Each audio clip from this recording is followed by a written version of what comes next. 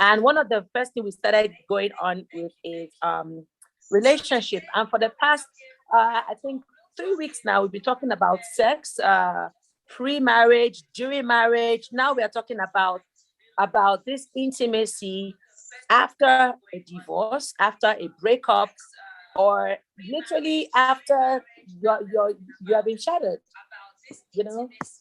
So how does it feel like when you've been shattered in your heart and you want to reconnect, you want to get that? So basically that's what it's about today. Biker, yes, so today I was letting bike. Hey, let me invite Tolu. Tolu, where you at? Where you at? Let me get Tolu on.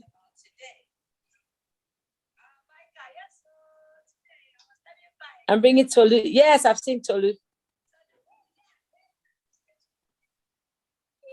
Yay.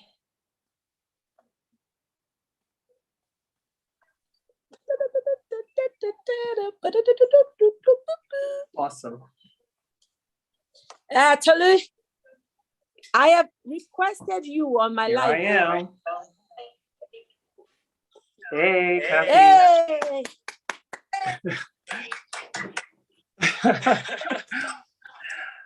Kaffy's looking great today. Look at the energy. Yes, my energy is not too high. Let me reduce volume.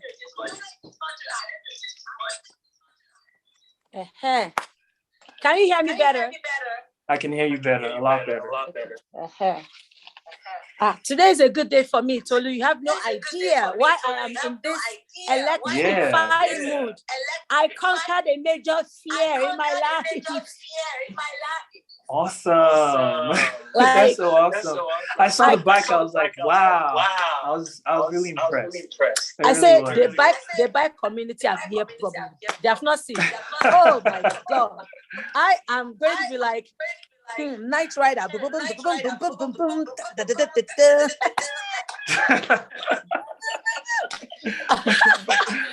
I think, guess what? Ever since I was a teenager, right? I had a bicycle accident at maybe between age 11 and 13.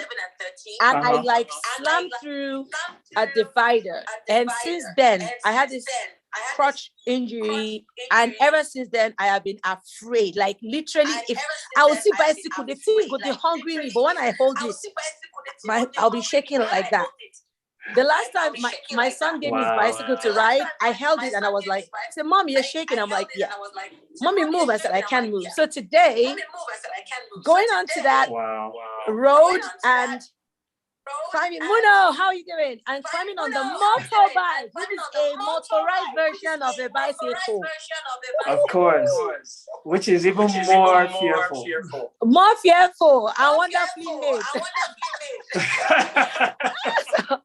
So I think my mind was ready. I think the lesson here is when you make up your mind, all the body is looking for is to go. You know, of course. My mind was ready to say, look, I want to take on this challenge and I want to do it. It's not because some people say, don't go and ride and die. That was what they told me before I learned swimming.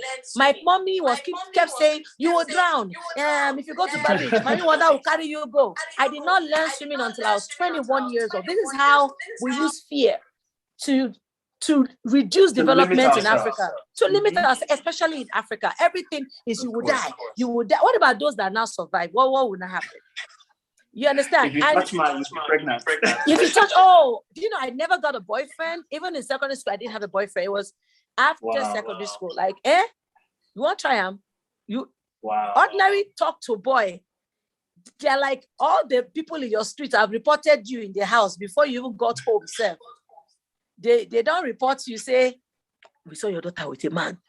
They don't know whether I was buying newspaper or the man was asking for direction. As long as it was the opposite sex, you are in trouble. So I lived in the trauma of men, in the trauma of attempting a lot of things, but I used rebellion to learn them. Like I used rebellion to learn swimming. Every time I would tell them I'm going for jam lesson, you know, jam lesson maybe closes at 1 p.m. I'll tell them it closes at 4. So instead of 3 hours in between, I will go and learn swimming. But what gave me away one day was that my skin color was changing. You know, the chlorine, Add the chlorine. Yeah, let me turn on the. I need to turn on the fan. It's hot here. Yeah. So the chlorine was giving it away. So my auntie was always asking me, why is your skin going dark? I said, plenty sun in Lagos, Nigerian sun, huh? He said this darkness is, and they didn't understand that chlorine was the problem because nobody thought about it. Secondly, I rebelled to learn karate. So I was learning karate. I was going for competition. So this fateful day, I got punched in the eye. Yeah.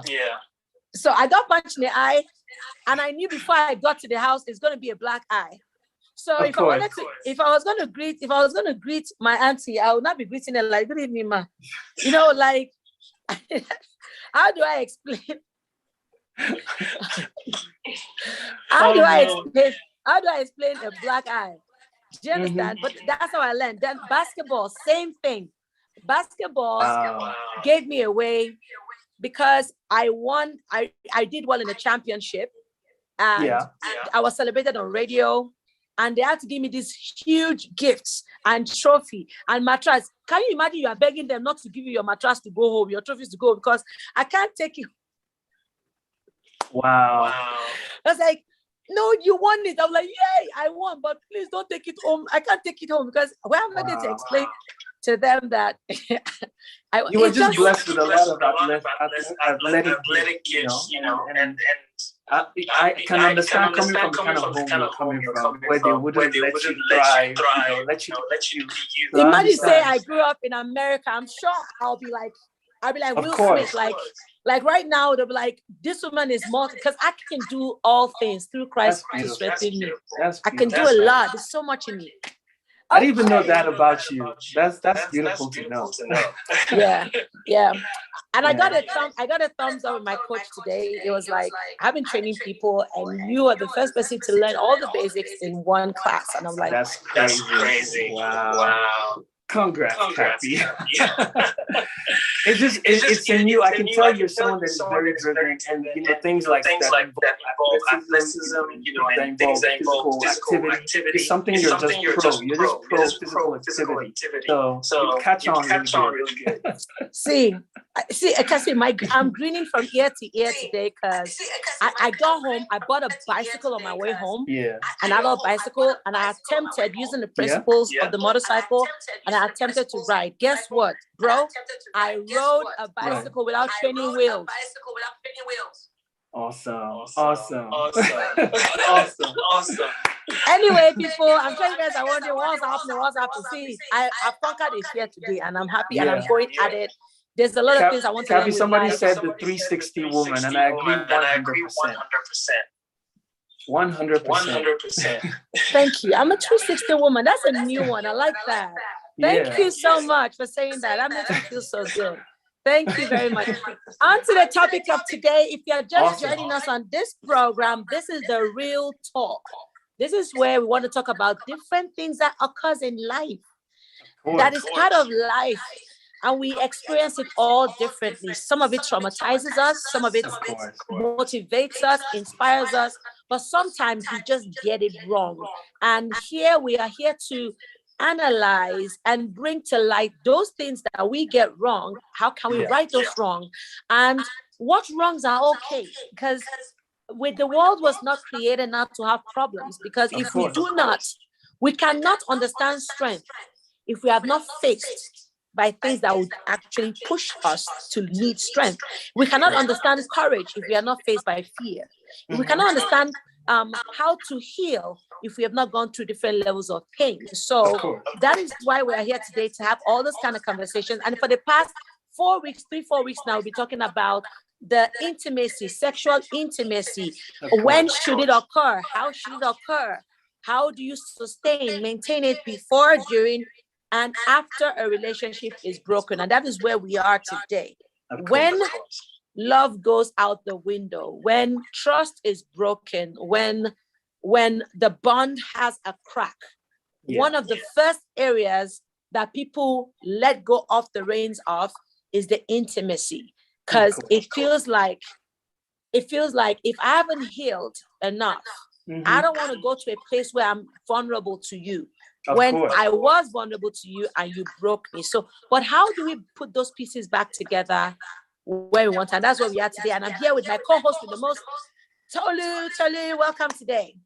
Thank you, Kaffy. I appreciate it. And I'm always honored to do this. Honestly, I don't take it for granted at all. Yes. So what do you think about our topic today, and where do you want us to kick off from?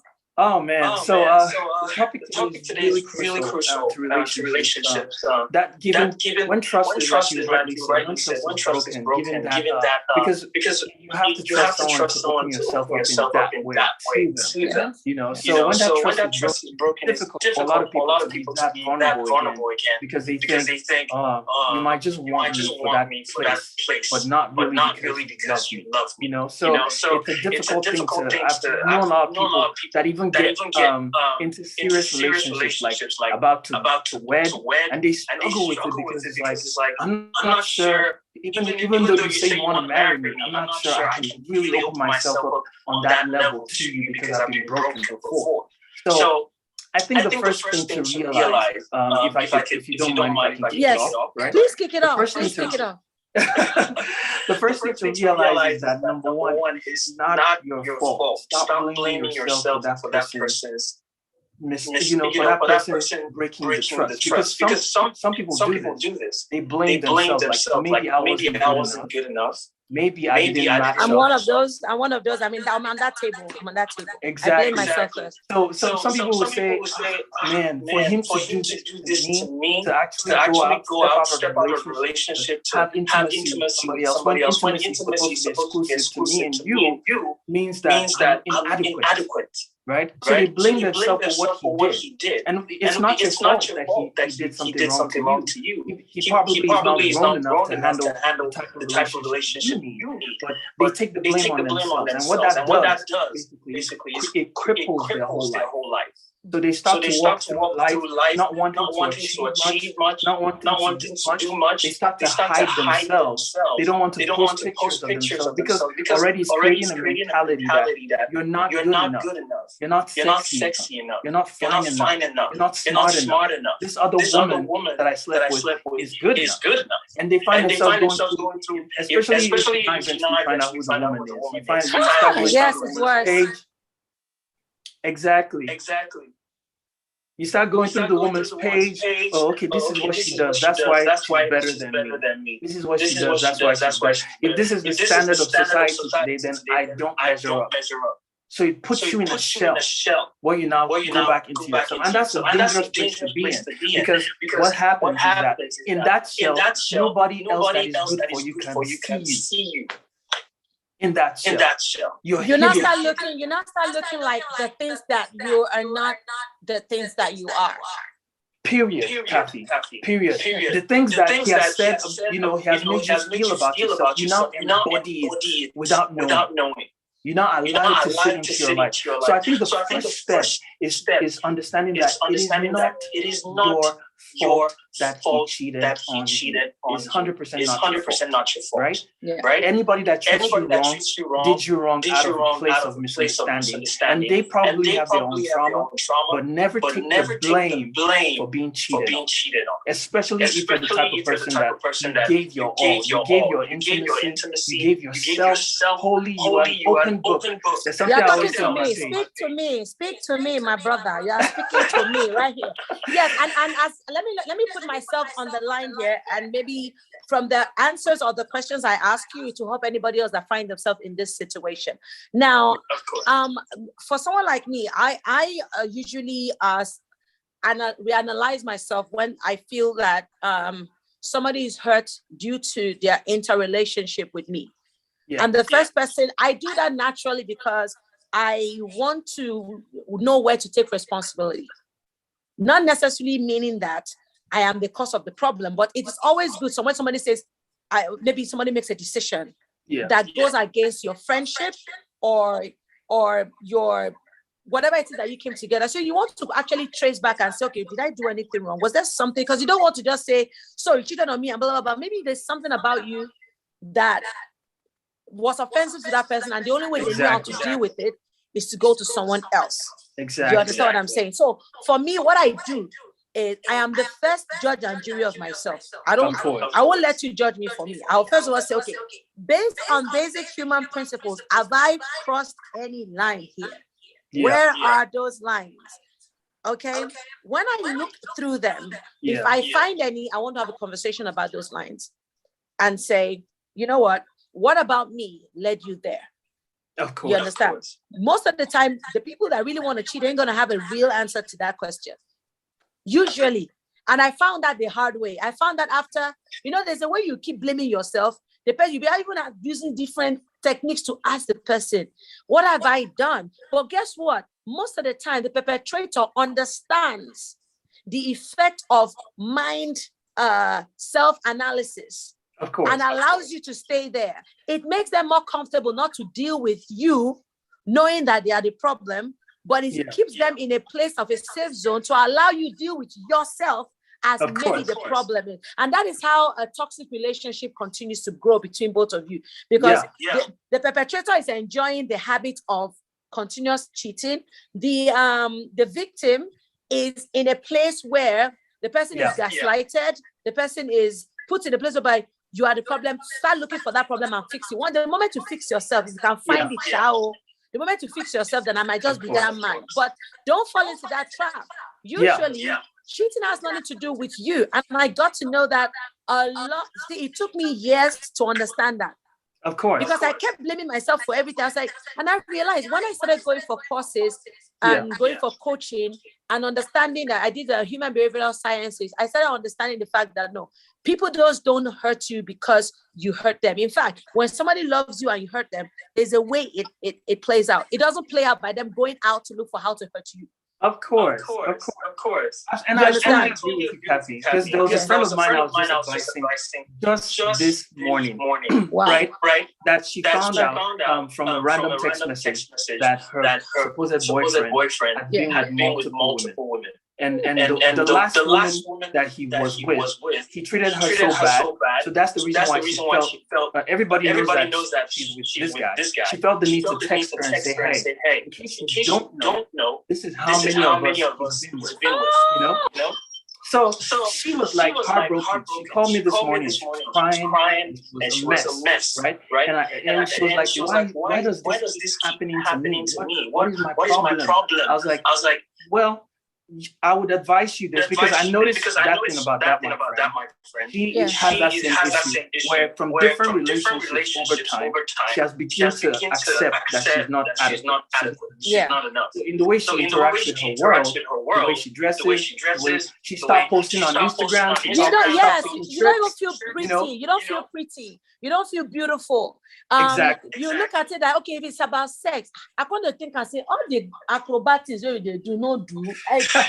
Sure, we don't try. I don't try many things. Does this. Do you understand? You will not be down, like mentally, even when you get to be intimate, you will now be in that moment of intimacy. You are now almost dead in it because you're feeling like this is not going to stop you from going again. Like, what else? Of course. Can I do? What else can I do to please you? And this particular topic has a deep-rooted cause. Of course. It has a deep-rooted cause that is on both sides, both the victim and the perpetrator. Of course. First of all, the perpetrator is coming from a place of habits, most likely, other traumas, principles to life, principles of relationship. And this is why that wahala that you hear a lot of relationship coach say is know who you're with before you go deep down there. You need to understand the value that person places on communication, the value they place on relationship, even how they relate with their peers, their friends, their family. You need to watch all of that. It's the same thing we do before we venture into business. We're always doing background check. We're doing credit score check. We're doing all this check. But when it comes to another human being, that is one of the most complicated creation of earth, we decide to just let go. Exactly. And you know, to dig deeper into what you just said, right? Of knowing the person. And in my friend's case, the first person she was supposed to know is herself. So if you don't know yourself, then you're not be able to know someone else. So it's kind of like, you know, you find yourself in a situation where you're taking more responsibility in knowing someone else when there are deep-rooted issues that you've not dealt with yourself. You know. So it's a huge. I know some people. Yes, this topic is so hot. Some people are saying, "Please, I want to talk. I want to talk." I think we might give some people some few minutes to join us in this conversation. I can see Wale still saying, "I want to put a voice into this situation." But before I even forget what I was trying to say, see that thing I clapped for? Yeah, dude. See, that's why in the beginning of a conversation, you know, I said it that you cannot find courage if you've not faced fear. You cannot find healing if you have not seen pain. You cannot understand love if you have not been served breakfast. Trust me.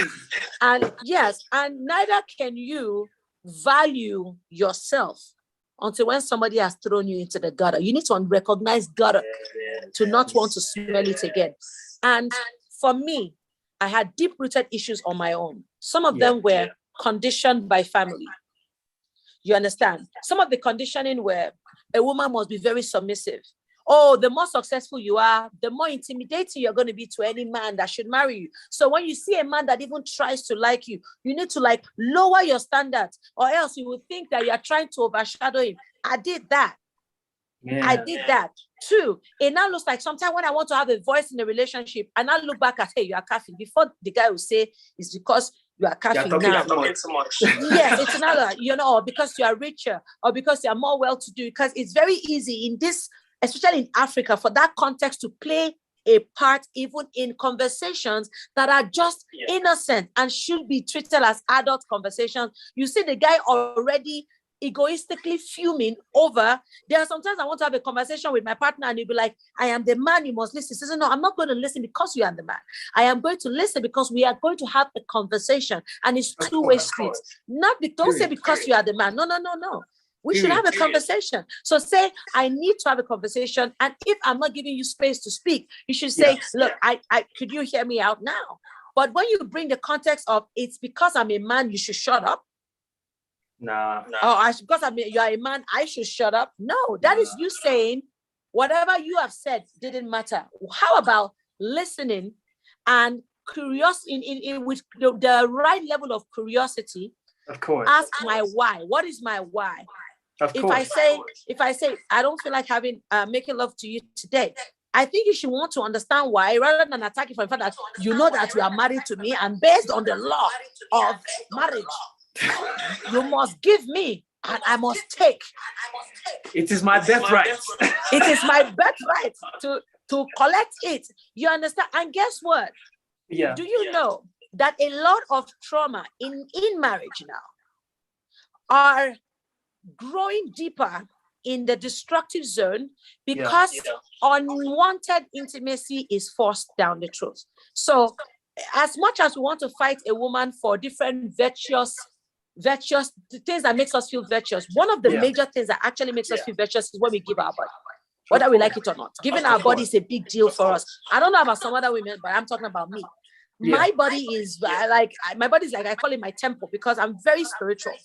I just can't sleep with you. It doesn't just work like that. So even the fact that you are my husband and we have a problem, I want us to, you're going to almost snatch that part. So I found out that when problems are not dealt with and we go intimate for the sake of duty, I sink deeper in my trauma.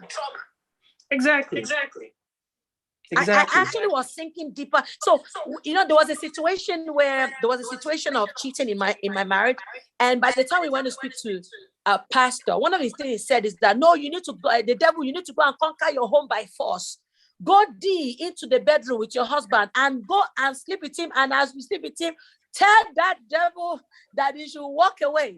And I'm like, that was a terrible advice. Wait. And I was like, okay, if this is the thing that will help, let me go and do it. Guess what? It got worse. Because we had no conversation of why. We had no conversation of how we're going to fix it. We had no conversation whether it's a problem that needs to be solved from the other side.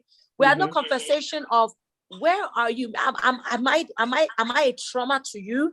Like sometimes you might say a guy is not meant for you. Maybe you are not meant for the guy. I've even had conversations to even know. And those are the things I need to talk about, because I started finding myself when I stopped having sex. Not because I didn't want my husband, but that was a trigger to trauma. And I found out that I needed to remove the trigger to trauma first, away from there. And I started to do self-healing, deep soul searching, and I started getting strength again.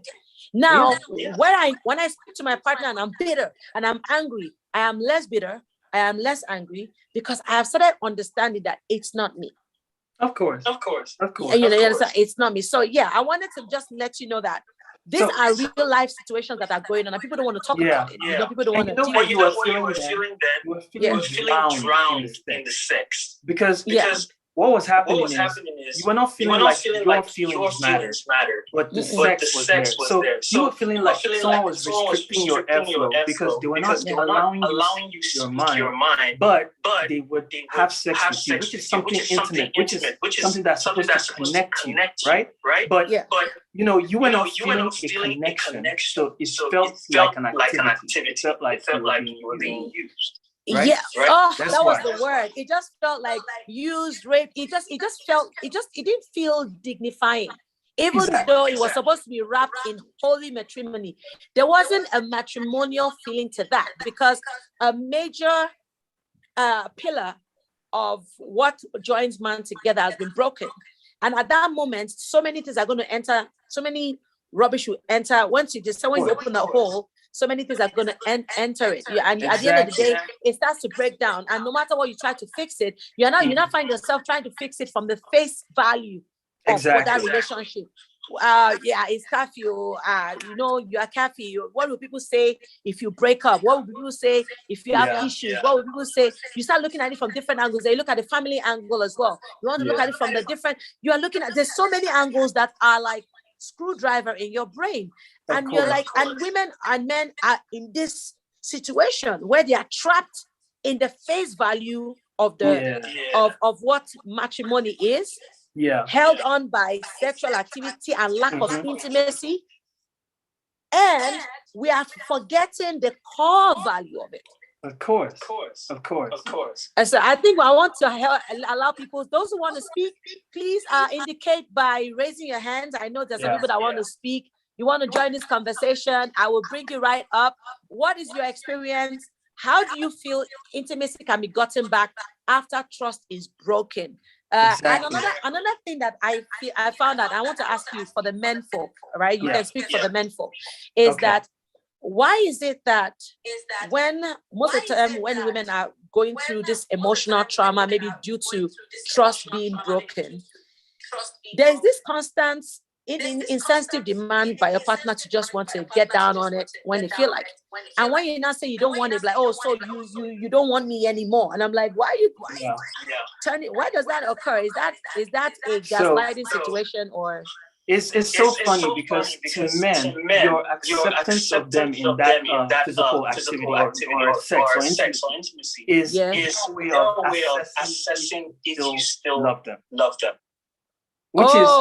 Which is because if you reject a man, it feels like oh wow, okay.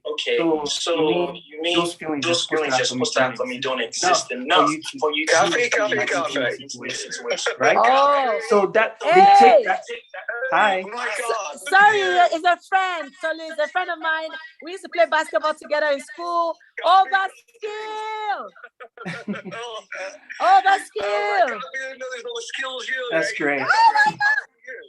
I'm very fine, thank you. And I see that you've been eager to have this conversation. You want to be part of this conversation. And I was just talking to Tolu about. We've had this conversation a couple of times already with a couple of people, and I'll do it this way.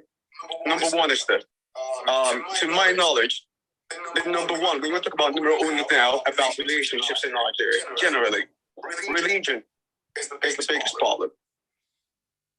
How do you go to your pastor and tell your pastor, I'm just being battered by my husband, and the next thing he's going to tell you is, oh, guess what?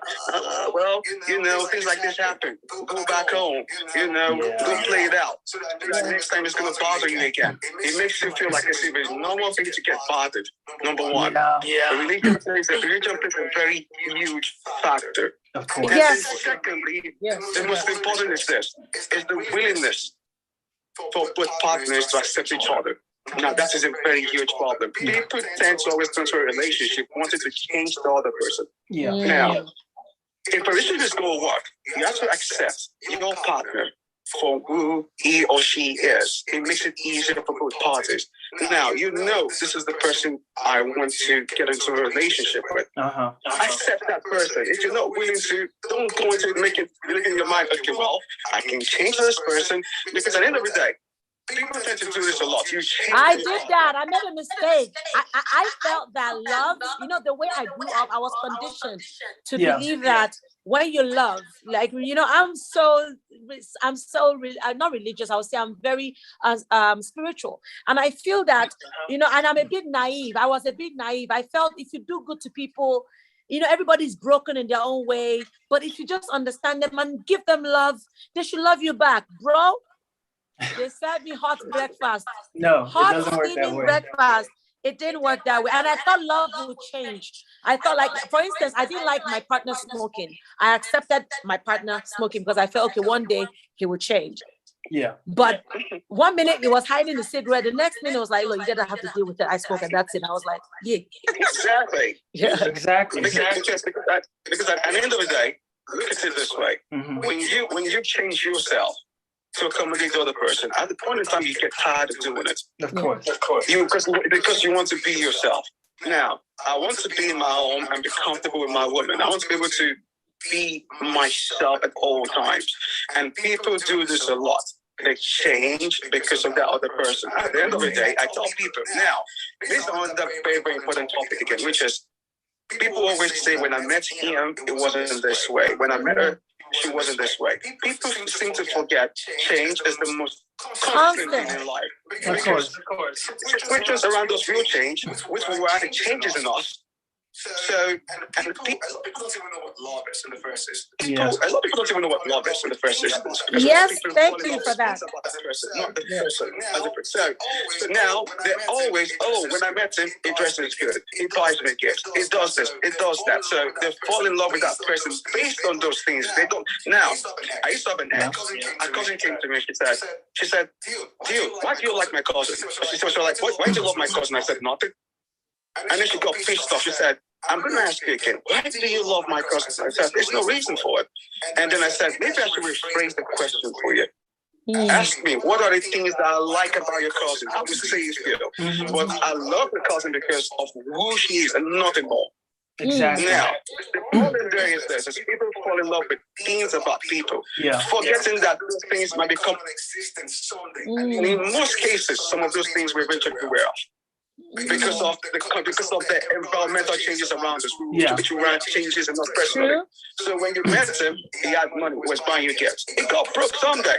And now, what is the woman going to say? Oh, guess what? He's no longer nice again. Because when I met him, it wasn't this way. So changes are very, very constant. And that is the thing that a lot of people cannot deal with, because they don't understand that you will never be the same person every day of your life.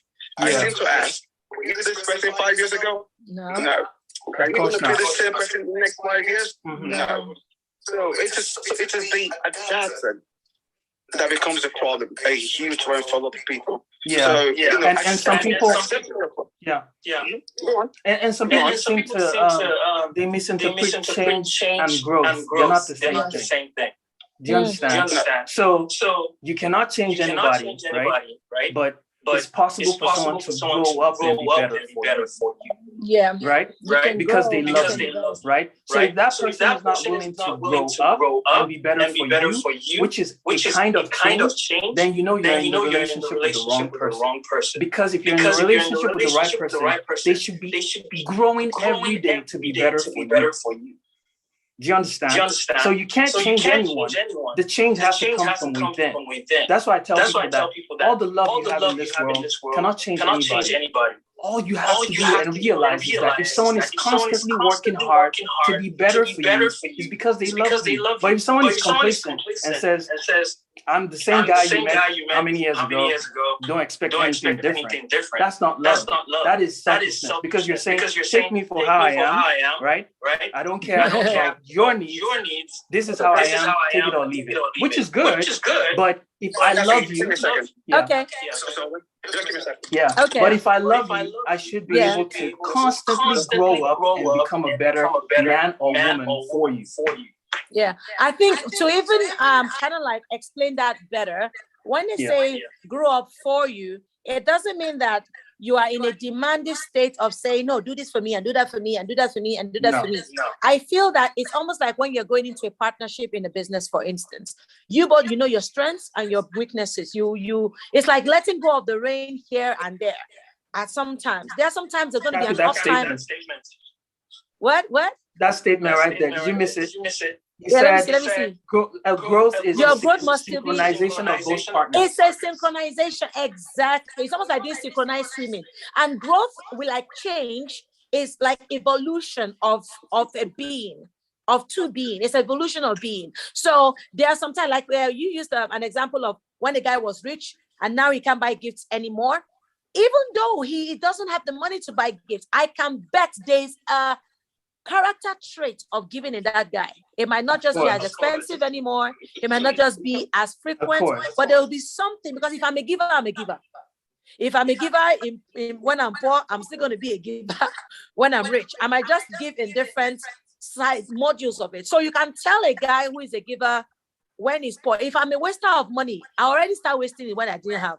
When I have doesn't make me now develop the habit to save money. It's not possible. Of course. There are some basic character traits that you know that it forms the grounds for even the evolution of that person. Somebody who is giving small now can even give bigger tomorrow. And when if he wants to go beyond that, he might decide to evolve the way he gives, maybe from monetary to time. Somebody wants to start with monetary gift. After a while, he wants to evolve it into more of a timely gift. And that comes with what they say, understanding love languages. You understand? It's like when I was in a relationship, like in the early form of relationship before, I would say the love language of some guys are, they don't communicate that much. They don't talk much, but it doesn't mean they don't communicate. Don't mix a guy that doesn't talk to a guy that doesn't communicate. You understand? Because I see a lot of men run away from communication by saying, I don't talk. No. You can say what you feel in a sentence, and I can understand it.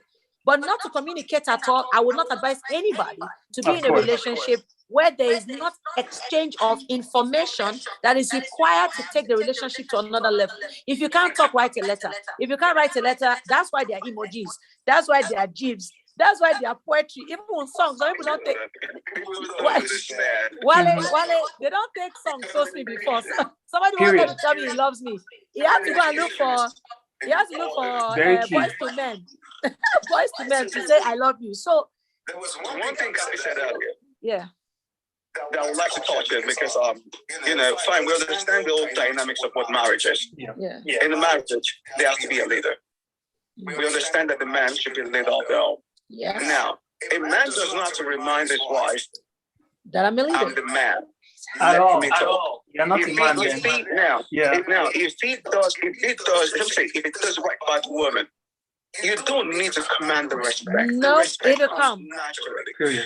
No woman will not humble herself for a man who knows how to treat her like a queen. Period. You don't need to say, you don't need to go, I have to remind you. No. Let me tell you something. If there's one thing I've learned being here in this nation is there's a saying, happy woman, happy home. Period. I'm telling you, see, there's so many things that basically, I've come to realize something. We call ourselves man every time. I'm the man. But if you look at most homes, really, in actual reality, the woman is actually in control. And I will tell you why. Because basically, I always say something. A smart woman will get whatever she wants from a man that loves her. Because loves her. Because love plays a very huge factor. Because it's only when you love that woman. There is no man that I know in this world that does not have weakness for a woman That he loves. That he loves. That is the easiest way to get across to this person. No matter how strong-willed he is, there's one woman somewhere that will rub his head like this. Yes, that woman knows this boom button comfortably well. Yeah. Now, once you press like this, boom, anything comes out. Yeah. So I used to say something. I used to give this little advice that you can actually get what you want from a man by satisfying his manly ego, but yet you still get exactly what you want from him. Okay, I'll give you an example. Yeah. If you want to go out, your man is telling you, hey, guess what? I don't want you to go. And you are insisting that, hey, well, why would you tell me not to go now? I'm a grown woman. I want to go out. Now, he has told you in a nice way. He has told you in a nice way that, hey, hey, this is the idea. I would like to step up. And you keep saying no. Okay, now, I'm commanding you as your husband. You're not going anywhere. Now, that is not a nice way to come about it. Yeah. But guess what? It will bring out the desired result, which is now she will grumble. Now she will not go. Meanwhile, all she has to do in the first instance as a woman is, I don't want you to go. Go to your husband and self-care virtue. Now, go back to him. Every man has a weakness. Go back to him and just, it's not the right thing to do. Give him one good reason. Make his man go like, he will change his mind. That way, you don't make him feel like, oh, I'm not the man here. And you still get what you want regardless. Yeah. So sometimes it's not about, it's not about that competition here where people think we're tussling leadership. Equality. We're not even equal anyway. We are unique. I don't even like to use the word equality. I'd rather say uniqueness, because it was a unique, it was a uniqueness that made God create another. God created another human to be an asset to another human. That's why a woman is a helpmate. So a man finding the right woman is finding an asset. You understand? And a woman finding a man is finding a place where her value can be manifested, because that jointness is a sonic boom for life itself when you join it properly. And if I want to go a little bit from the spiritual perspective, people always confuse this submission of woman to the idea of it's only a slave. You will talk like a dog and say sit. Submission is agreement. The submission means agreement. That is why women need to be careful who they submit to. Because even if you look at Ephesians, which is the Bible they quote about submission, if you look further down and prior and before or after that line of submission, it says that the man needs to love as Christ loved the church and laid down his life. Now, a woman would not see a man that has shown qualities of laying down himself for her and not submit to that. It's almost impossible for that to happen. So what we have, we don't have men submitting. We don't have men laying down their life like Christ laid them life to the church, which means that a leader is a server. Like I'm a leader in an organization, but I'm the biggest servant. Because when things are not done, I get it done. I don't do leadership by tell. I do show, do, tell. I will show it, I will do it, then I'll tell you to do it. You will see the example of you will see the example in me before I can demand it of you. So if you're asking for humility, are you humble as a man? If you're asking for love and care, are you sensitive? Are you loving? So the things that you're asking for, are you that before you ask? Don't look at a woman and say, come, it's like a sheep. Nah, come, bow. You know a man, bow. No. You are the Lord of your home because you are a shepherd. You are a caregiver. You are the one that you protect what it is that is a value to even you yourself. They say behind every successful man is a woman. What they mean is there's a level of connectivity that progresses the destiny of a man if he can align with the right kind of woman. So if you have the right kind of woman, if you have an amazing woman, overexposure of light. If you have an amazing woman, that means that if you are locked in right with the right man, he should be a greater man for the sake of that woman. Kaffy, let me correct that statement for you. The statement is not behind every. It is next to every. Next to. In fact, exactly. Next to. Thank you. Next to something. You see, Queen Money said something over there. That's just one thing people fail to realize. Now, some people don't even understand what the word leadership means. Exactly. Leadership doesn't mean, guess what? If I say sit down there, it means sit down there. No. That's not what it means by being a leader. A leader leads by example. You basically, if you lead in a way where when you expect something from your followers, you give the exact back in return. You are leading by example. That is what people don't understand. Now, either we like it or not, in every establishment in the world, there has to be a leader somewhere. Yeah. That is why we have a president and a vice president, a captain and a vice captain. There's always a leader in an establishment. So a man being a leader doesn't state that, it's one thing where men abuse the fact that, they say, oh, you're the leader of the home.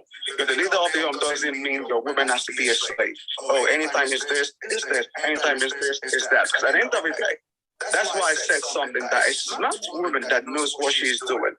We all know this. We can call ourselves men. But deep down inside us, we will always tell ourselves, you see that woman there?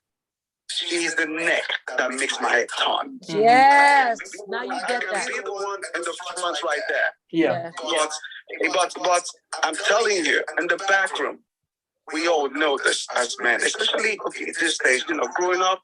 Yeah. I grew up in a home where I saw it was always the father. Now, we have come to a time in the world where both men and women, and to see, even in the States here, let me tell you something. There are so many homes here where the woman is even earning more than the man. Yeah. Of course. But basically, you wouldn't know this because why? She submitted herself to being although there's so many women here too. The moment it becomes that factor, they become very, very difficult to deal with in the home. That is where some men get scared.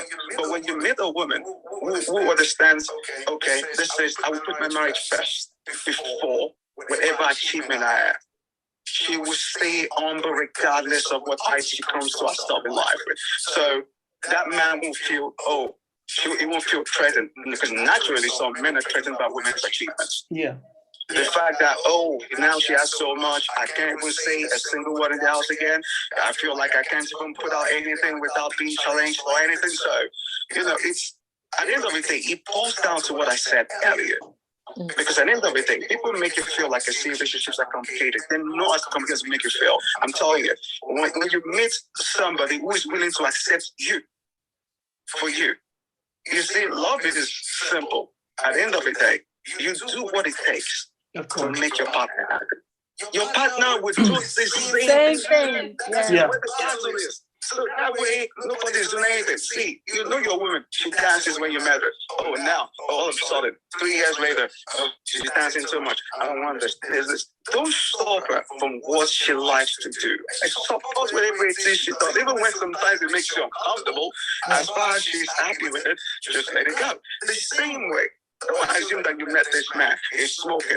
If he's smoking, he's a grown man. If he's smoking and he's not willing to leave it by himself, you cannot do anything about it. Yes. If you were willing to accept that problem in your relationship, you should be willing to deal with it into your marriage too. Yeah. As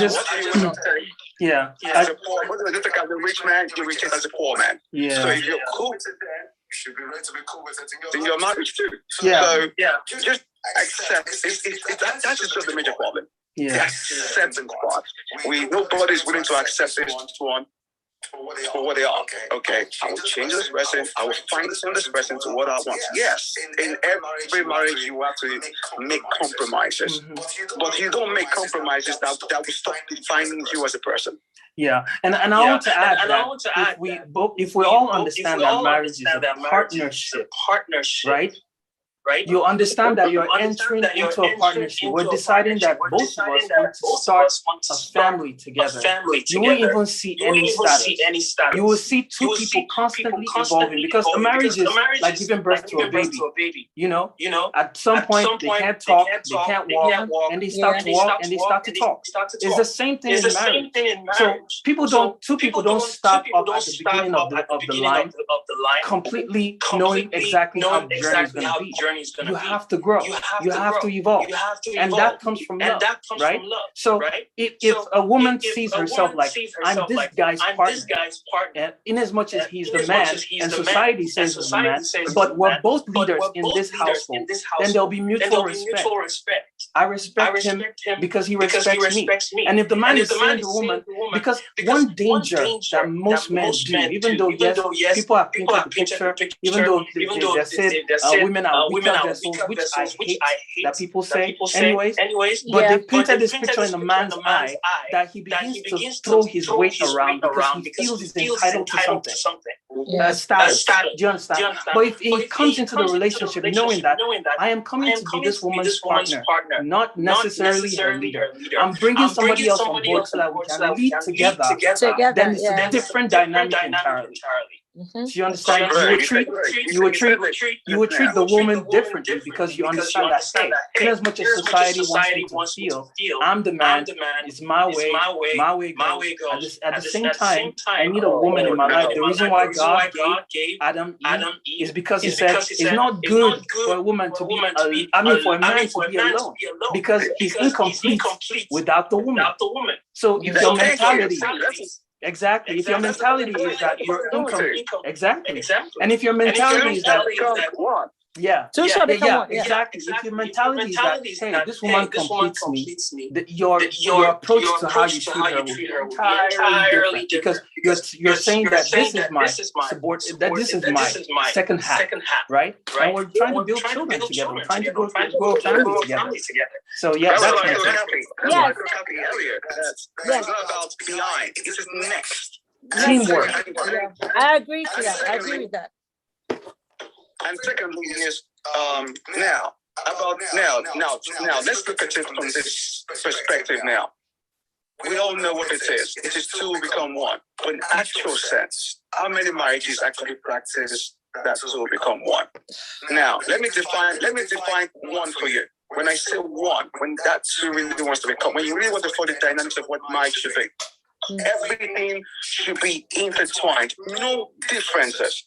Now, you call yourselves one, but you and your wife, you have a joint account somewhere. What's this now? Yeah. But they want secret account somewhere else too. You're building a house. Your wife knows nothing about it. You're building a house. Your husband knows nothing about it, but yet you call yourselves. No. It's not one, though. Watch this now. Watch how all these things are going. Because now you can't apply. Because basically, when you don't follow the rules, you don't expect things to go exactly the way they should go. Yeah. People only want to be one when they choose to want to be one in certain aspects. Yeah. But in the rest of it now, an example. I have met women that I've really questioned that I was like, let me ask you this. Who's your next of kin? And guess what I was told?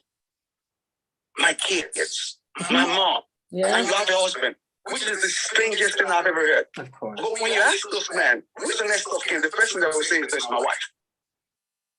And then I go like, isn't that strange to you? Your better half is not your next of kin. Mm-hmm. Your kids. I said, either you like it or not. If you follow what marriage is, your husband comes first, even before your kids. It was there before your kids. Mm-hmm. Agreed. But people don't even know these things. Now, when they don't know these things, how are they going to even follow it? Oh, I even know. Let me say, I know those things, and I are one of those women that put my kids as my next of kin. Why? Because the marriage itself lacked the communication and the bedrock of foundation that requires you to build yourself together to understand the value of that. Do you understand? An average African woman has been built to have a plan B, because it is being told that men are like that. They will disappoint you. Hey, don't go and put all your eggs in one bag. Hey, go and carry everything. And guess what? We've seen too many examples to not be careful. I don't understand. I'm talking about reality now, Wally. I'm not saying what you're saying is not right. Based on how I feel, me and my husband are supposed to be take a stick. You get what I'm saying? Anything is supposed to be between both of us. We're supposed to have that honor enough for what we have put together to ride or die together, because that's how it has been stated. Unfortunately, they'll say wokeness has made a lot of people afraid to say, husband, next of kin. Man, when they say, no, tomorrow, by the time you have 60, you will carry one 50-year-old girl. Before you know it, everything, and we have seen women die. I've seen women commit suicide. I have seen go to the psychiatric home. Let's deal with the reality. I'm not saying what is supposed to be. Our reality is the men are not what you are saying. They are not what you are saying. You go to the psychiatric home. Over 60% of psychiatric home is man situation, family situation. Man, I even have one in my area here that I had to counsel. She gave everything up for her husband. Everything. In the name. Do you understand? Based on she was following this principle that you are telling us to follow now. It's just that there's too much 419 in the principle that are riding on that principle. Too many women are now breadwinners of their homes. Too many. So there's something wrong with the mindset that has conditioned the male folk.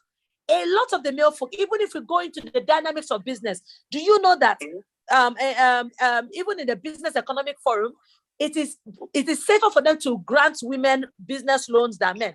They are more sustainable with their business than men. So there is a huge gap here with our sons, and we need to raise them right, raise them better. The society has formed and made adultery. Fornication now is like, in fact, I have seen guys that look really stupid to their male friends when they say they don't have girlfriends outside their matrimonial home. It's almost like, dude, what are you now? What for you? You know, even do you understand? They've made man look like he has lost his masculinity. He has lost his sense of entitlement to be part of the men's room when he cannot confidently walk into a room with a side chick. Do you understand what I'm saying? So society has added that to part of the ego trip of a man. And even the women are now becoming defensive. The women have become defensive. That look, okay. But at the same time, but at the same time, I get where you're coming from. But at the same time, we need to understand something here. Either we understand the environment which we were all raised in, and the kind of mentality that was being dropped at the same time. But now, it goes back to the example of cheating also. We have platonic cheats, people who just want to cheat when they want to. And then we have those people who have reasons why they did which is why even when somebody cheats, you should be smart enough to ask, why did you do it? Even if you will move on with that person, no. What is it? What did I do wrong? Why did you have to do this? So that whatever it is that you're not doing right, you'll be able to. But what about when it have a reason? I've had a case whereby it said it's not about you, it's a habit. And I got, my partner tells me it's not about you. It's a habit I developed. And I at first it was hard, but because of the way you forgive me, I now started taking advantage of the fact that you forgive me. And I just kept on, and I just kept on doing it. So what do you do in that situation? So my own reaction now is, okay, do you have a problem? My own confession, yes. Now, let me tell you the one thing which our parents do not tell us in Nigeria. I will say it now so a lot of people can hear it. Yeah. There is nothing wrong with a broken marriage, and there's nothing wrong with a broken relationship. At all. If it does not work, it does not work. Oh, thank you. Because they make it feel like as if when you fail, it's a curse. It's wrong. There is nothing wrong in it. How do you even build it? How do you build a better home if you have not learned from a failed one? How do you build a better home? Instead, they want you to patch the failed one, and you be breeding toxicity, and you breed poisonous children who end up creating the cycle of what you did, because you never said no. You never said it's enough. You never said this is the right time to walk away from abuse. Because the society says being in a marriage is more valuable than your right mental state. Being in your marriage is more valuable. It's like that idea of being in a marriage, not the idea of what marriage should be. It's the idea of just being in a marriage is more valuable. More valued by status, more valued by where you work, even the way people greet you on the streets. You are more valuable as a Mrs. than a Miss or a divorcee. So you can see the blanket of a problem that is going on because of the environment that we are in. I have the right to say, I don't want this marriage anymore if it's not working. Do you understand what I'm saying? And it doesn't mean I did not try. It doesn't mean I did not try, but the level of try cannot be determined by another human being who is not who was not in the situation with me to tell me this is how much you should stay. Some people can last in a toxicity for 20 years, while some people can last only 10 months in toxicity. Exactly. Tolerance is different. Tolerance is different. Yeah. So how dare somebody tell me, oh, your grandfather did 45 years marriage? That is your yardstick. You understand what I'm saying? In a different time, in a different environment, with different exposure. My grandfather probably saw only the nakedness of my grandmother. He did not have DMs for boobies to be sliding in when he did not want it.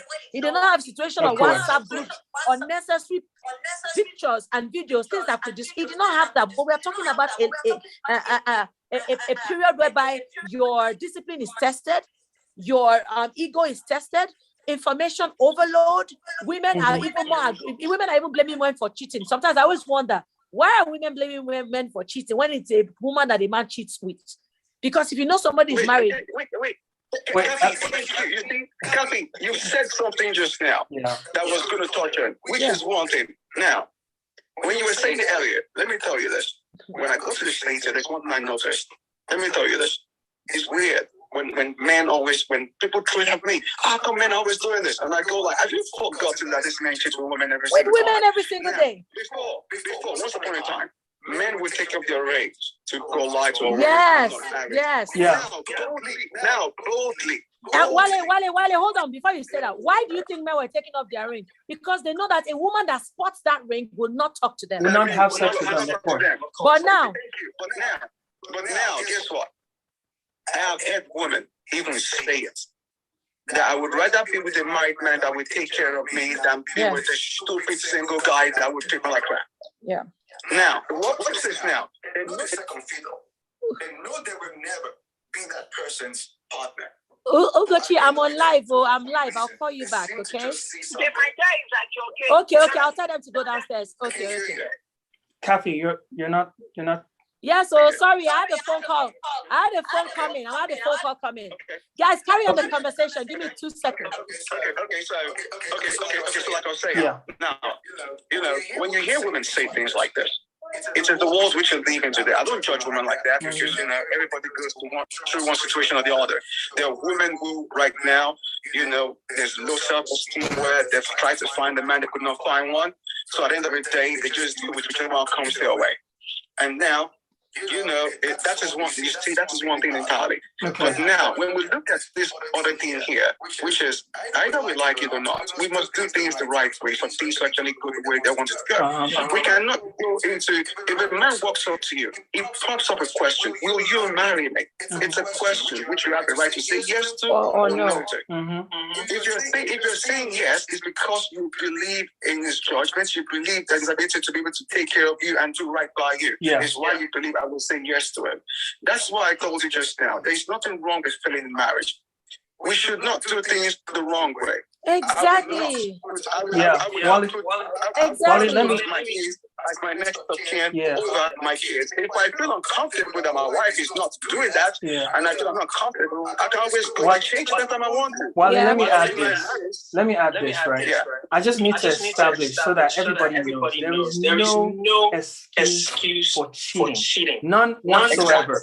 No excuse for cheating. The moment you cheat, what you're indirectly saying is that this person is not valuable enough for me that I have to go be with somebody else. You're saying it whether directly or indirectly. That's what you're saying. And if the woman chooses to walk away, it's her right to do so. Because you've broken the trust, it can never be built back. People that try to say, I want to forgive someone. You don't have love in itself, the way love is described, doesn't make you get up out of it. Even I don't care how terrible you think your spouse is, it doesn't make you get up out of your marriage and go misbehave. And just go. It's not an excuse.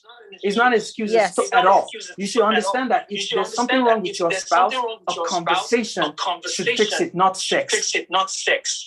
Sex is not the solution to the problem that your spouse has. No. You understand? Sex is like, you know what sex is like? Sex is like having a deep wound cut. Exactly. And you are now trying to put plaster to make it fester. That's what it's going to do. It's just, it will not become rotten and smelly. It's going to make it fester. It will just deepen the cut. Of course. It will deepen the cut. You understand? Yeah. Now, let me, you see, now that you see, the right thing is this. When the relationship becomes unbearable, where communication is not fixing it again, you have the right to just walk away from it because you can see it's not working. But Kaffy, it is, you see, that is the right thing to do. But it is not an easy thing to do. Yes, very true. Especially, we can say this because it is the right thing to do. Yeah. But let me tell you this. When you see love, when they say love is blind, they were lying. When you are inside it, especially in the marriage where there are not kids involved. Yes, it takes it a lot harder. See, we're seeing this thing. We know, okay, now, this is bad. This is not meant to happen. But at the same time, just getting up to go on something that did not start a crime. It started on one day. But there were now, compared to America, here where people just get married and, you know, the people can just divorce anytime they want to. In Nigeria, you would do introduction, you would do this. There's so many factors that come into play before that marriage is even completed. So you can't just get up in one day and say, no, we're done. I mean, I get what you're saying. You have to try to fix it. You have to try to fix it. You have to try so many things, which I won't lie to you. It's a good thing, actually. Yeah. You know, it's normal for people to try to want to make it intervene. Yeah.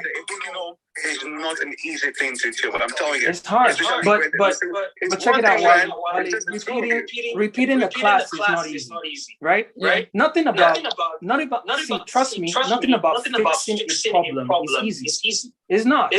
But you have to decide what you're going to take and what you cannot take, right? Do you understand? So if a guy or a woman, let's not be one-sided, any partner cheats on you, that's a huge deal. And it's in as much as the repercussion will not be easy. Like I said, repeating a class is not easy. You are seeing your mates in a higher class.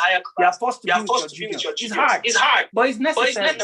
Do you understand? So you have to, and even a therapist will tell you this. Nothing about self-healing and self-growth is easy. It's not.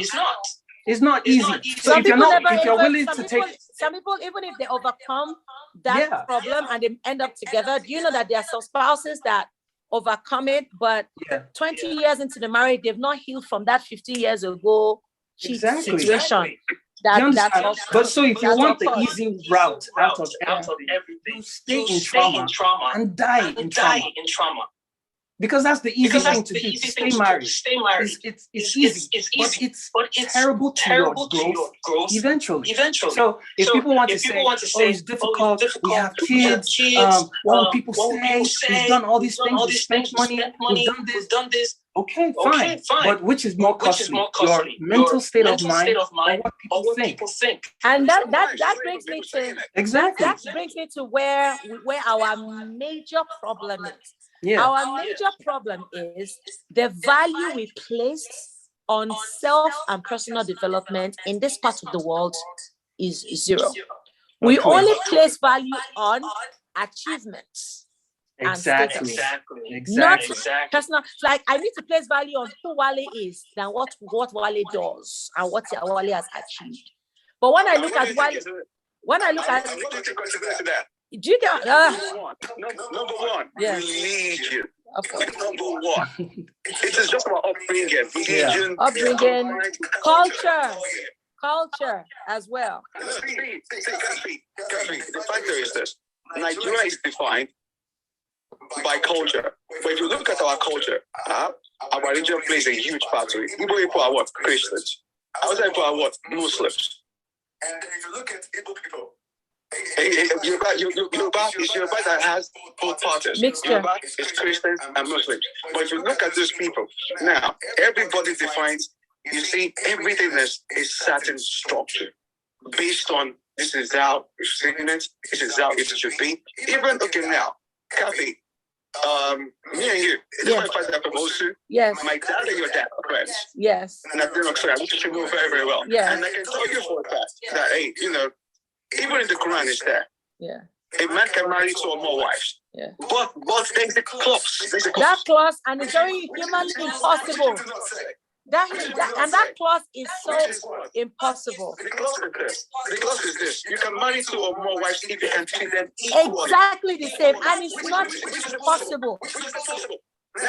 Now, because even our kids, if you have 4 kids today, you give birth to them, you love all your kids, but in your mind, you know you have a favorite. Even God had his favorites in the Bible. Yeah. There is no way you will marry 2 women. One day you will come on to decide and say, but wait, I take this money. Don't take the other one. Yeah. It is no longer equal. It says equally, which means it is important, and it's important to do that. Mm-hmm. You can never treat them equally. Yes. So somebody spoke about forgiveness now. Somebody spoke about forgiveness. Sorry to cut you, Wale. Forgiveness is not thrown out of the table here. There's a difference between when a party can recognize wrong, understands that there's a process to healing that wrong, not wanting to be entitled to the pace at which his partner is supposed to heal for the said wrong that has been done by him to the partner. What we have that delays healing from even a party willing to forgive is the other party willing to quickly rush the process for the healing party. You can't rush the process. First, number one of the things I'm telling you is all of us can be in different levels. We don't like to face it. Yes, men are very, okay, I've said sorry. I don't want to deal with the ghost of my what I've done, of my actions. But you have to face the ghost of your action. Your ghost of action is just because your partner says, okay, honey, I forgive you. A woman, on the other hand, sometimes needs the pampering of, let me use the right analogy here. Take a knife, cut yourself. Stop the bleeding, but the injury is still there. You need to take care of that wound. You need to clean up that wound. You need to make sure it's in the right environment. You don't want to, you understand? You don't want to allow anything that can reinfect it be there. So number one, you need to be aware of triggers. What could be the triggers? Of course. What are the triggers of the thing that you did that put you in the offensive side? Because you also want to take care of that. So the action of offense is not the only thing that you are careful about not repeating. You also realize that your offense has what they call a trail. There are a trail of characters. Maybe, for instance, let me use the idea of cheating. Maybe one of the reasons why one of the ways that gave away your cheating was coming home late. You and your wife have said sorry to each other, but you still kept on coming home late. That's the trigger. Of course. You understand? Maybe one of the triggers is you were not picking up our calls at certain times of the day. Then you don't pick up the calls. So once you've said you are sorry, you still need to go back to your tracks to look at what are the things that were the triggers. And it is communication that will help. There was a time I was talking to my husband about triggers, and he didn't understand it until we watched a couple counseling together. And the counselor had to explain what triggers are. And he was like, oh, so when I said this and that, I was triggering you. I said, yes, you were triggering me. So that's what led to your mood that night. I said, yes. Because the man will look at it and say, what have I done now? She's not just switched off. She just switched off. Not realizing that there was a trigger. That you are not the one offended, but that person carries multiple memories that is connected to the act in their mind, even though they've said they've forgiven you. Forgiveness is not forgetfulness. Of course. Forgiveness doesn't mean the person will be stupid to allow that same thing occur to themselves. Now, when you repeat something, it becomes a habit. It now becomes a problem. So when you commit a problem once, you want to deal with it at that moment and surpass it with love, with care, with selflessness, and with long suffering. But when the thing occurs second time, third time, fourth time, fifth time, sixth time, it now becomes a problem. You now need to look at that party and say, is it a problem? Because it's that person's problem now. It's not become your both of you problem now. It's now that person's problem. Maybe it's drinking. It's always coming drunk. You know, listen, do you need A and A meeting? What do they call those things? Maybe my husband, maybe it's time for, let us look at therapy for you, because this thing is creating a wedge between us. I can tell for a fact that you are struggling with this alcoholism. Let's not deal with it as a man and wife problem. Let's deal with it as you need to conquer alcoholism problem. Then I can follow you to the A&A meeting. I can also learn about how to help you reduce your triggers for going back into alcoholism. That is how a partner solves problems. But not when it now becomes I don't drink. Oh yeah, now you don't say I don't drink. Oh yeah, take it or leave it. Do you understand what I'm saying? Yes, so it's a complicated situation. Yeah, to add to what you're saying, I need people to also understand that when you treat that scenario of stepping out on your relationship, when there's a problem in your relationship, it's a selfish act. You're deciding that instead of facing my wife or my girlfriend and working it out, I decide to do what's best for me by cheating. Exactly. So it's a selfish thing. The reason why I have zero, and I'm sorry for those that believe in forgiveness. I have zero tolerance for cheating is because you've told me clearly who you are by cheating. Right? You've told me that your needs are more important than us fixing our relationship. So it's better I leave you alone to be selfish. Do you understand? That's why I'm all for 100%. It's not like those that want to forgive, they can forgive. But me, I'm 100% for. Once you tell me who you are, I don't need another lesson about who you are. Another breakfast. Exactly. I don't need another lesson. Once you show me who you are, thank you very much. You can be selfish. I'll go find somebody else that can be selfless enough that when we have issues, we discuss it as opposed to go and sleep with somebody else. Yeah, it's a responsibility. Yeah. It's a responsibility. You see, if there's one thing I've learned in my life, in my lifetime now, is that, hey, women, when we men, we say, we are men, we believe we're all smart. I tell people that women are way smarter than we are. Actually, I will tell you this, there is no trick a man plays that a woman does not have an idea what a man does. Yeah. And I will tell you this for a fact. You see, with men, we do things carelessly. I'm telling you, women are masters in this game. Oh my God! Like, do you think it's a joke to have 4 kids for 2 different men who you've been raising, and not one day to just suspect those kids were never yours? Yeah. That is the idol. Yes, so women are that. No, so women are that sneaky. Ooh. Trust me, I've seen it. I've seen it. Yeah. And your kids are not yours, and she lives every day in the same bed. Yeah.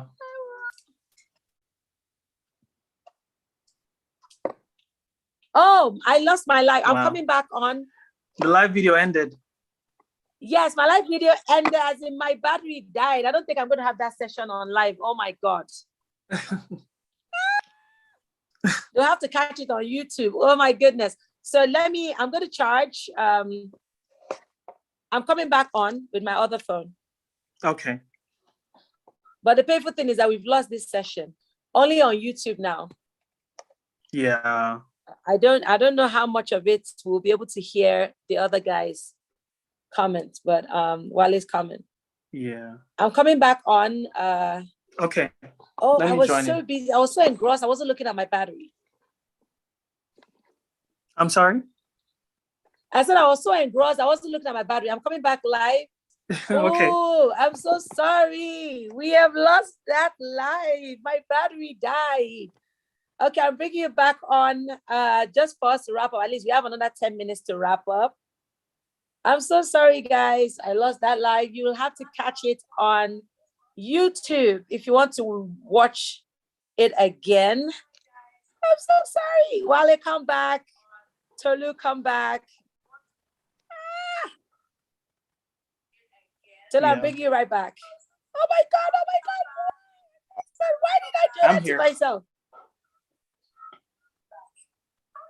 Okay, Tolu, I'm trying to bring you back on. I've sent a request. You should be coming on now. I love you guys too. Kiki Star, how are you? Girl, greetings. Bola Boy Graham, how are you as well? Oh, Tolu, I've accepted you. Let me try again. Teach me how to dance. Oh, we're having this amazing conversation. Ooh. What one?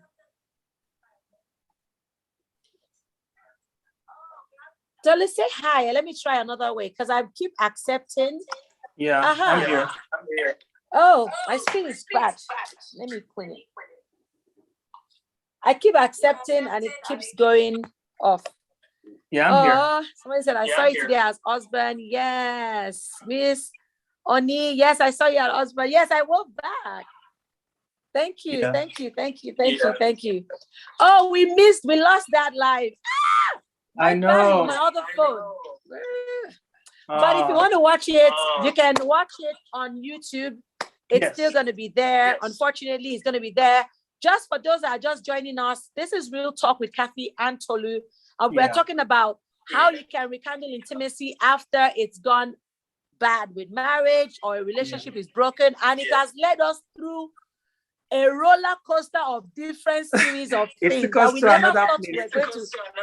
It took us to another place with the help of Wale Skills, who was live with us, and he brought a lot of perspective from where he's at now, from where he was in Nigeria to living in another country and seeing similarities in behavior as well as differences in what culture has also done to create the kind of relationship we are building in this part of our land.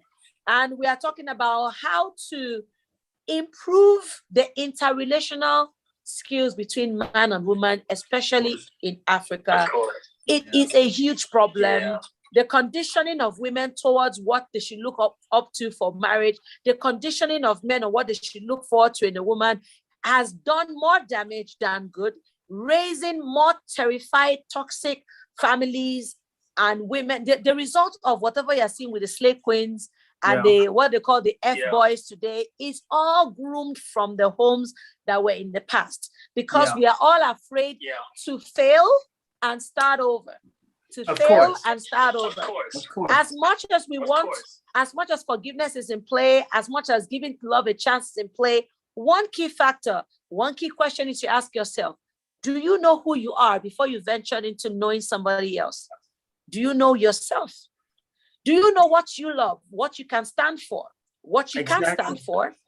What makes you happy? Have you understood what makes you a single person? Because even by biblical standards, singlehood is when you have come to know the knowing of who you are towards the assignment God brought you on earth for. Do you even know what your earth's assignment is?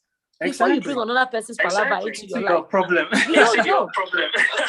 You understand what I'm saying? So, Tolu, over to you. I'm looking for Wale. So I love that you said. I love that you said that just now. Knowing who you are, which is the reason why. The reason why someone like don't me, have, you know what I was saying on the live earlier. These are my principles. These are deal breakers for me. Because if someone cheats on me, that's a sign. So these are conversations I have at the beginning of the relationship because I know me. You understand? I know myself. I know what I can take, what I cannot take. So if I lay down on the table for you, and you feel like, if I cheat, you won't forgive. So let me just go. Because you're not for me. Do you understand? So do you understand? So knowing who you are, that means that you hold in high esteem. Fidelity is a high esteem for you. Of course. Which is okay for you to have that as your deal breaker. Just make sure it's communicated to your partner that this is how I am. And if they accept you like that, then that's fine. Right? If it's someone that thinks, I don't even think it's emotionally grown to think that there's a possibility that somewhere in a relationship in the future, you might cheat. That in itself is a problem. It's a problem because if you ask people, they'll tell you that. I don't know what I would do. I don't know what I would do. Are you planning to do it? Like if you didn't plan to do it, you shouldn't have a problem thinking. Should have said, I would not cheat. I never plan to cheat. I would never want to cheat. I would never put myself in a situation or position that will make me do that in the first place. Exactly. And that's emotional growth. That's a growth on its own. Knowing fully well that I'm the type of person that when I'm in a relationship, I'm in it 100%. If there's a problem, we talk about it. And if we don't get to come to a conclusion on the problem, then we mutually agree that this is not for us. As opposed to deciding that, well, if I have a problem with my spouse, maybe she doesn't dress as well, and dress well, or maybe she's something petty. You now decide that that's license to cheat. Well done, 007. License to cheat. Well done, 007. Exactly. Or you like a woman with a big booty, a big breast or a backside. You now go for somebody with a smaller one. Then you go out with that, and you now be looking at the one with the big. Why did you go with the one with the big one from the first place? In the first place, exactly, and that's where Kaffy. Remember our prior lives. Yes, we were talking about getting to know the person before you marry. Back. Yeah. It's very key. No, marry. It's very key because if you don't know who you're marrying, it's very key because if you don't know who you're marrying, then expect the unexpected. Exactly. Do you understand? Yes. So it's just like that. Yes, and I'm so happy that we're able to touch a lot of things. Again, I'll tell everybody that has missed the first video, sorry, on Instagram, you're not going to be able to watch it. You can go on YouTube and you still get that conversation going. A lot of gems were dished out today. And we can't even go back saying what we said, especially what Wale brought on the table, what Tolu brought on the table, what I brought on the table. A lot of tables were shaking today. And one of the major things, that we kept on saying is that it's mutual respect, mutual responsibility, both man and woman. Leadership in a home is not by call or being an oga and master. It's by duty and service to the place of your abode. And when you serve that place will serve you. If you serve your woman will submit. Submission is not a compulsion. It's not a compulsive trait. Submission is an agreement to what you are doing to that person. That if you go to dictionary meaning of submission, it's like, oh, I submitted, okay, I've agreed what you are saying. If you and I are having a conversation and I agree to your point, I have submitted to your mindset, I have submitted to your intelligence, I have submitted to your decision or what you've said. And that can make me further have a relationship with you or not. So submission is not by order or control. You control the narrative of your family by the service you render the idea of family. Family is not automatically going to be right. If you don't serve the idea, which is by the fundamental rules that you've laid out as two that became one. Two becoming one is that two agree. They agree. We both agree that fidelity is not a problem. We both agree that we are not going to do this. Exactly. We both agree about finances. We've agreed. That is why we become one. So we're looking at, we become selfless to become self-full, to be full in oneself. We become selfless. So selflessness does not mean you don't lose your self-identity by being selfless. You are actually aligning with your identity by being selfless. Like, okay, this thing I like, she also like, let's join it together. This thing I do not like, how is it affecting that person that I love? Is it a deal breaker for them? Or is it a thing that, okay, I don't really like it, but I can condone it because it does not mess up with any of my ideals? Of course. Do you understand what I'm saying? 100%. Somebody asked in the comment section that how do you rekindle love that's been lost? And it's a funny question to me because love is a choice. So you're indirectly asking me that, how do you make somebody love you? You can't. No. You can't. It's a personal choice. I choose to love you. Do you understand? So it's not a feeling, it's a choice. Like you said, Kaffy. Even you grow out of feelings. Feelings are very volatile.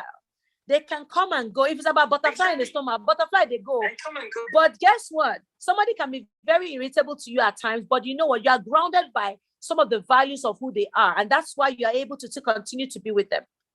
You're able to continue to be with them because you made a decision. Like when I talk to people, I was like, hey, Wale is back. When I talk to some people and they're like, have you ever cheated on your husband? I'm sure your husband not cheated on you. You're mugu, you're not cheating. I said, I'm not cheating on my husband, not because that he made me not to cheat. I'm not cheating on my husband because I have a principle against cheating. And it's a decision I made. It's not something my husband makes me feel not want to do or not doing. It's not the reason why I'm not cheating. Exactly. I am not cheating because I don't believe in it. It's who you are. It's who I am. I do not believe it. I hold marital fidelity high. I don't believe in sleeping around. I just don't believe in it. Of course. I'm trying to get Wale into that. Exactly. Yeah. So because why do we get married in the first place if you hope to cheat someday? Why?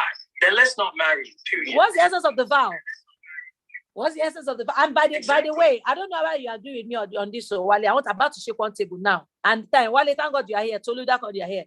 There's something that I feel that we should they need to reconstruct. You see that marriage vows?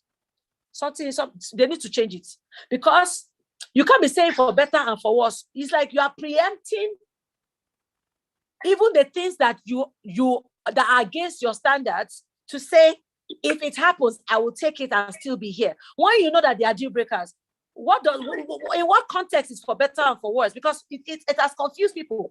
Because some people will tell you in the church, will tell you for better and for worse is what you swore. And because there's somebody will be killing you and say, that's the worst now. That's part of the thing you are supposed to take. Yeah. Kaffy. It's so wrong. Kaffy, they cannot change the marital vows, and I'll tell you why they won't change it.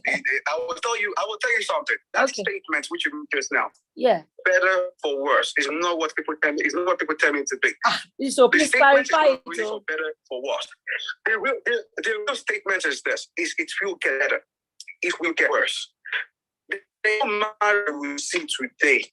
Tell me what single marriage that you know that has gone through several turbulences. Yes. You see, your vows they make read vows because tell what to expect. It is those vows that keep some marriages going. If not for those vows, people would have on day. Because let me tell you something. It takes the grace of God. I'm telling you this.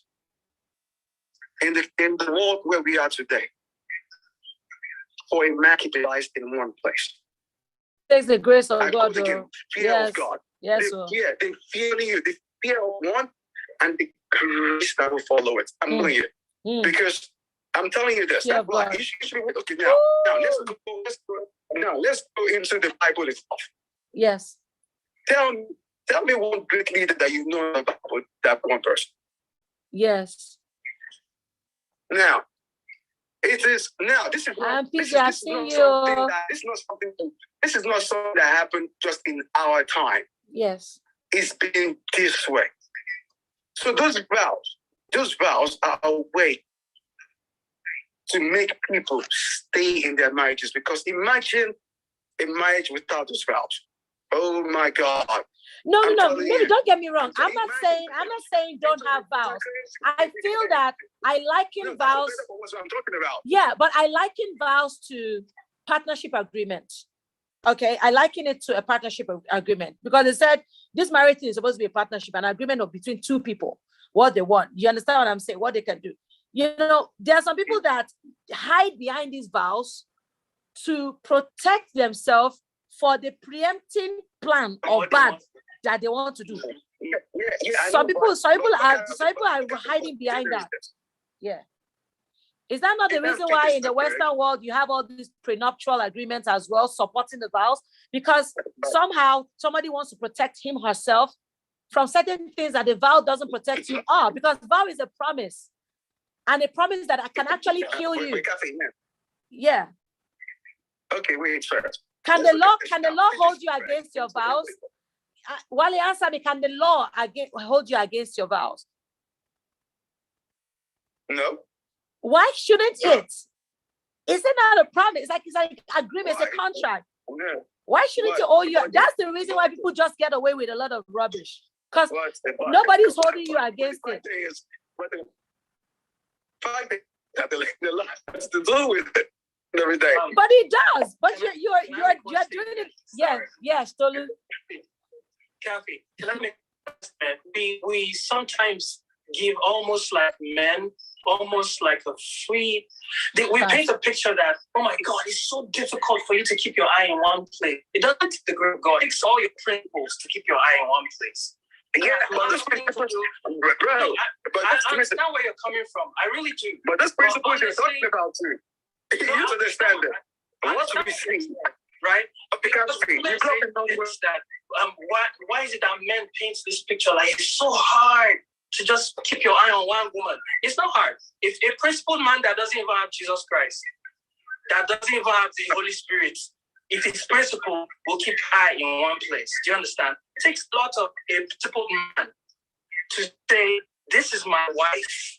Choose her, because out of all the women I've dated and all the women I've seen on TV, on whether they're celebrity or out of all the women in this world, this is the one I chose. Even though I would have married Kim Kardashian or Nicki Minaj, I chose this one, right? Yes. So principle. I am dedicated to this one, not because God is helping me or the Holy Spirit is pushing you to be dedicated. Maybe I can help you something too. Now, understand what you're saying. Please, guys, carry on. I want to charge this phone. Let me tell you what I said. Let me up the phrase is now. Temptation is one word. Either we like it as men or not. Okay, see, let me tell you this. I can see a woman looking very nice right now. She can walk past me. Of course I will look. I'm not blind. I can look. And it is normal for my brain to say something. That's why I'm human. My brain is obviously going to say something weird to me. Oh my God, look at this, look at that, blah, blah, blah. Now, it's a choice in my head now to let it be just what? Look at it and let it go. Yeah. Or look at it and follow up. Yeah. Which is what? The ability to withstand temptation. That is where the problem is. Agreed. Some people, because let me tell you something. Moving from that temptation takes just a minute. That is how fast it is. Like, all you do is just look, tell yourself no, and move away from it. And it's all gone. Of course. And it's all gone. Just like that. But now the question there is this. Yes. Now it becomes in your head. Do I want to just walk away? Yeah. Or do I just want to walk into it? Exactly. Which is where it becomes a huge problem. And you need to understand our environment. I'm from way back. Yeah. As painted this picture constant, you have fathers who married multiple women. You've seen uncles with, and then you know where you learn that the pattern Bible, which people tend to always remove those great parts where they feel like it's just a fire the two. So actually do the things they want to. Who is the partner? Okay, and we're good at other women in the world. It's this, but also one part choose not to understand. Yeah. They said, okay, yes, there will be more women in the world fighting over men. But there's one part who feel realized, and be a lot of women. But the question there is, which one is worthy to be a wife is another question. Mm-hmm. I see all the women every day. Now, guess what?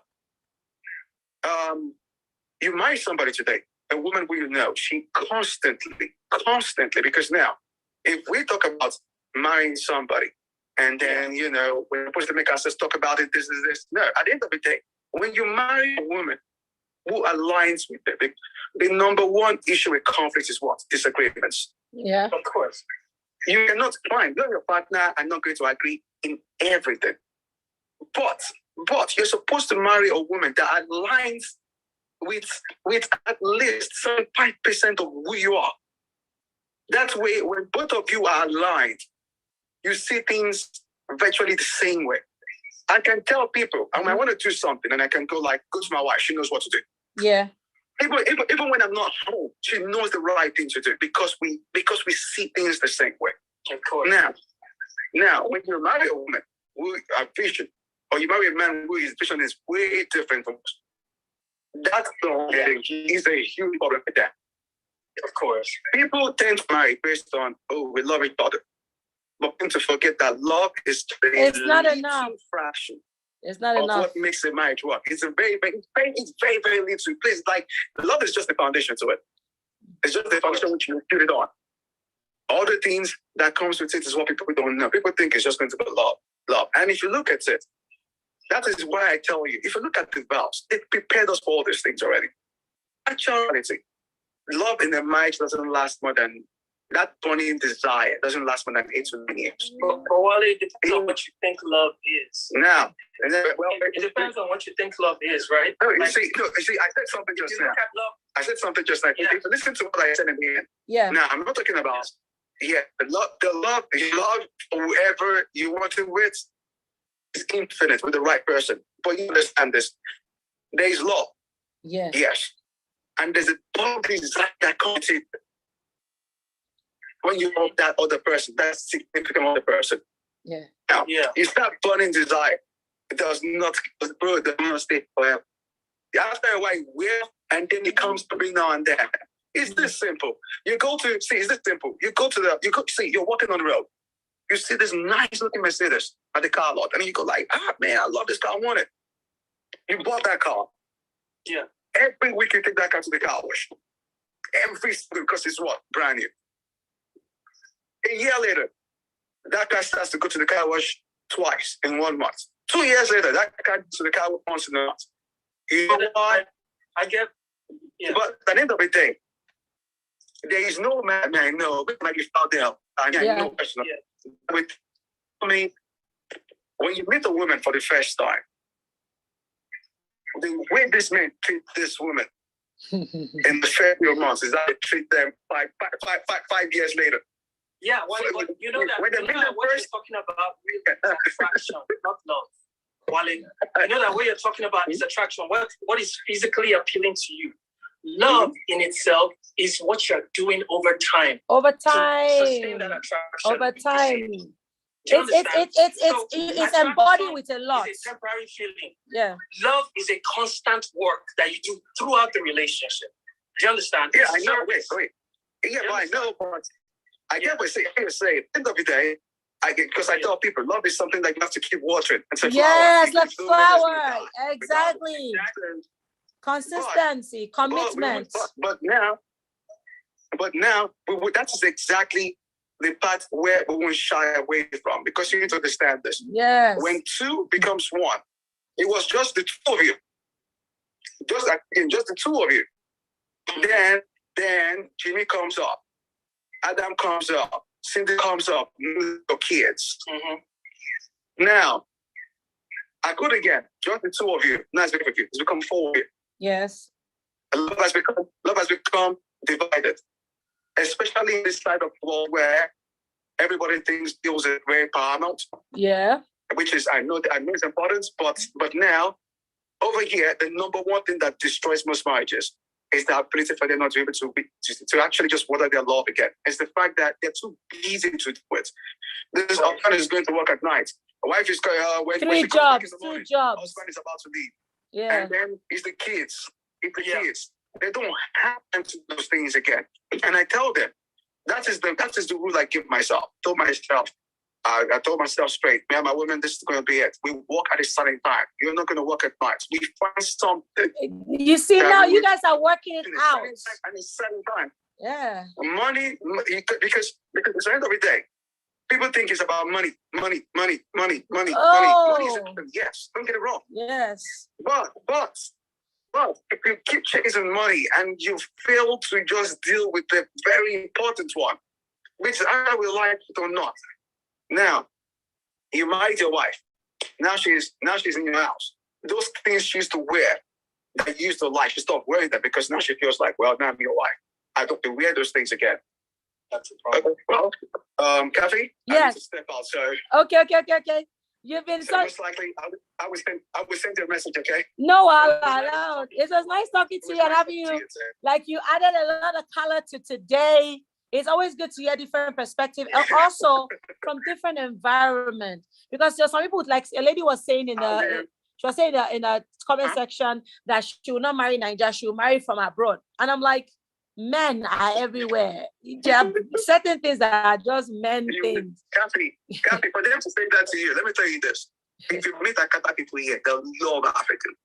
You know what? Because their men don't do the things we try to do for them. Of course. So it's weird. It's so weird. This is a place where it's affecting your own. It feels like that don't happen in Nigeria. Yeah. When they see Nigerians do certain things, it's strange stuff. Yeah. Mm-hmm. So we all have our advantages and disadvantages. Yes.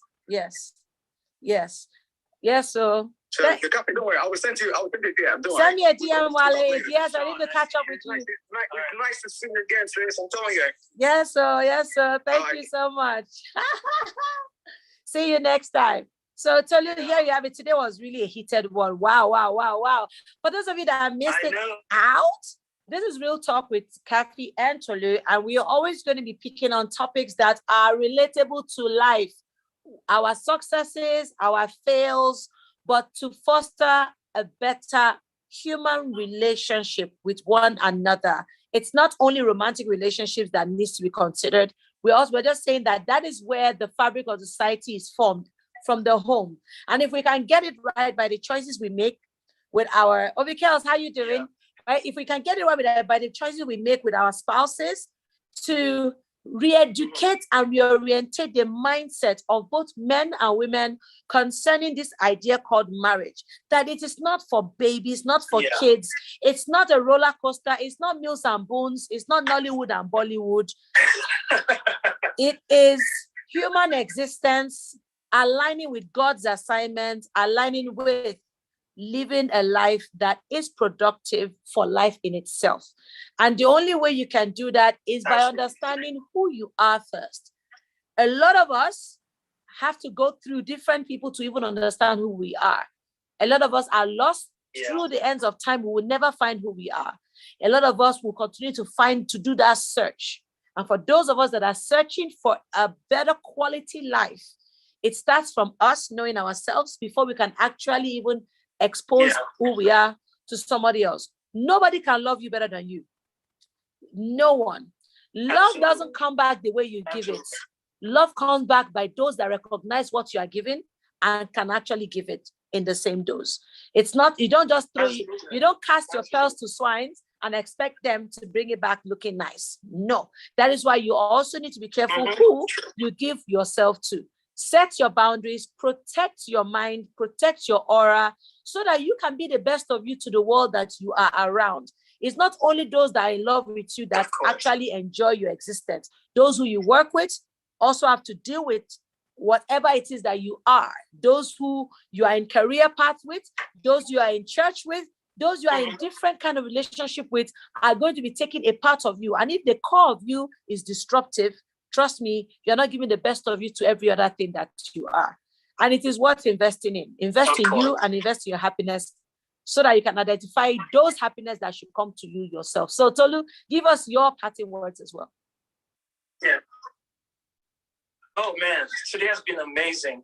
But one final thing I'll leave you with is you have to practice as to how to serve people. Not how to serve you will not serve a person, period. So, and that's the reason why I'm trying to tell Wally that I think a lot of people think love is a feeling. It's not. Attraction is a feeling, is different. Yes. Love is an act of service. If you don't know how to love you and serve you, then you've not acted on yourself. So how do you love somebody else? That's my final thing. Just know that you deserve more. And if you're going through a relationship that is constantly involving, love enough, back you up and say, I don't deserve this. I deserve to be fed right. Yes. Thank you very much. Till next Sunday, when we'll be wrapping up this particular series on relationship. We're going to be picking a new topic in Real Talk that we want to talk about. And Tolu and I will decide what that topic is. But we're saying love yourself first, because when you love yourself, you are able to attract the kind of people that loves the you that aligns with their love for themselves too. And that's the kind of love they want to be in connection with. Come on, Kaffy, say it again. Say it again. You know what I'm saying? Yes, because I'm telling you, if you love you, you would express the love of you to those that recognize that same love as the kind of love they want for themselves, and they'll be in alignment with you for that. Yeah. And that's the kind of love you want to attract. Period. So don't allow your love become a charity case. Your love is not a therapist for somebody else. Your love is not a fixer-upper for somebody else. Your love is supposed to be there to make you grow and make the other person grow alongside that love. It's an alignment of forces in order to do the assignment of God in this earth. And that's what we are all here to do. God's assignment. God bless you all and have a nice evening and a great week ahead. Mwah! Take care. Guys. Bye. Yay, Tolu. Thank you so much. Thank you so much. Thank you so much. At least we got something to share. Can you hear me? Hope I'm not on mute. Okay. You're on mute. You are the one on mute. Yeah, I'm back now. Aha, now you're back up. Yeah, so we are still on YouTube. So I want to say thank you for this session. It was really explosive. So many gems, so many wisdom to share, to take home. We can take the one we can take and leave the one we can leave. But the most important thing is that we are discussing real issues. And they said, when you seek, you shall find. When you're looking for a solution, you will definitely find them. And if you decide to run away from solutions, you're going to continue to be trapped in the world of uncertainty. So we are not here perfect in our ways. We are just here living life as a human being, just like you and I. So exactly. So till next week, Tolu. Bye-bye to our YouTube family as well. Till next week. Bye, Kaffy. Bye, Tolu. God bless.